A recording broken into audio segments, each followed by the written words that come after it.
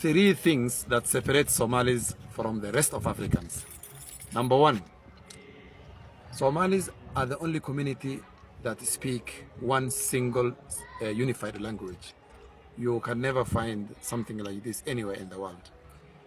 Number two, Somalis are the only tribe that has a country under their name. We have Somali Kenyans, yes. We have Somali Ethiopians, yes. We have Somali Americans, we have Somali British. We actually have Somali Tanzanians. But all of us have that one thing in common, which is the country called Somalia. We all believe we own a small share of that country.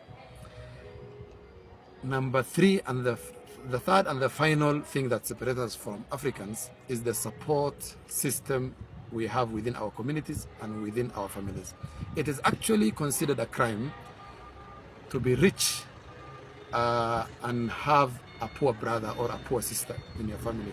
You will look so bad in front of Somalis when they know you are living large and your family members, some of your family members are struggling to make ends meet.